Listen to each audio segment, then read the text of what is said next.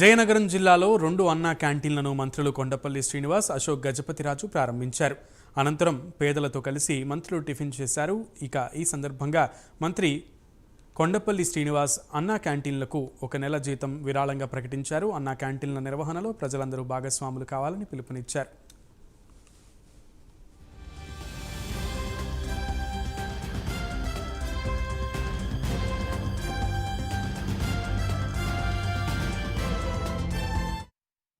ఆకాంక్షలకి దూరంగా ఏ ప్రభుత్వం పని చేయలేదు. ఇది మనం అందరూ అర్థం చేసుకోవాలి. మనకు సమస్య ఎక్కడ వచ్చింది? వల్లభాయ్ పటేల్ గారు అప్పుడు స్టీల్ ఫ్రేమ్వర్క్ని పెట్టారు. ఆ స్టీల్ ఫ్రేమ్వర్క్ మన గడిచిన ప్రభుత్వము కొంచెం ఏమంటారు దాన్ని రస్ట్ ఎక్కించారు, తుప్పు ఎక్కించారు, ఆ ఉక్కుకి తుప్పు ఎక్కించారు.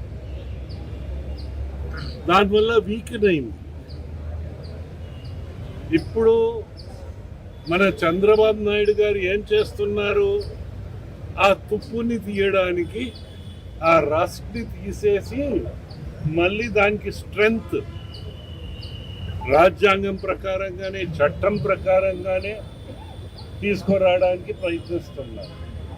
ప్రజాప్రతినిధులకి ఒక బాధ్యత ఉంటుంది.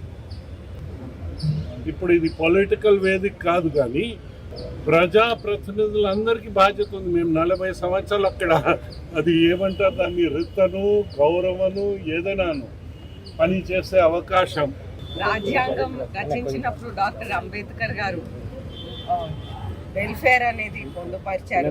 దాని మొట్టమొదటిసారిగా వెల్ఫేర్ అనేది ఇంప్లిమెంట్ చేసి చూపెట్టింది నందమూరి తారక రామారావు గారని మేమందరం సగర్వంగా చెప్పుకుంటాం. అయితే మనం చూస్తుంటే వారు ఆ రోజుల్లో 2 రూపాయల బియ్యంతో మొదలు పెట్టారు. అది రాను రాను ఈరోజు చంద్రబాబు నాయుడు గారు, ఈరోజు మన ముఖ్యమంత్రిగా చంద్రబాబు నాయుడు గారు అన్నా క్యాంటీన్ల ద్వారా మనం పేద ప్రజలకి కేవలం 5 రూపాయల కోసం క్వాలిటీ అయిన నాణ్యమైన భోజనం అనేది అందిస్తున్నారు. అక్షయ పాత్ర వాళ్ళు కూడా దీంట్లో భాగస్వామ్యం అయ్యి వాళ్ళు కూడా ఫుడ్ అందించడానికి ప్రిపరేషన్ చేయడానికి ఒక సెంట్రలైజ్ కిచెన్ పెట్టి ప్రిపరేషన్ చేస్తూ ఉన్నారు. అయితే ఈ విధంగా చంద్రబాబు నాయుడు గారు కూడా అందరూ కూడా మన స్టేట్ డెవలప్మెంట్లో పాల్గొనాలని చంద్రబాబు నాయుడు గారు ప్రజల్ని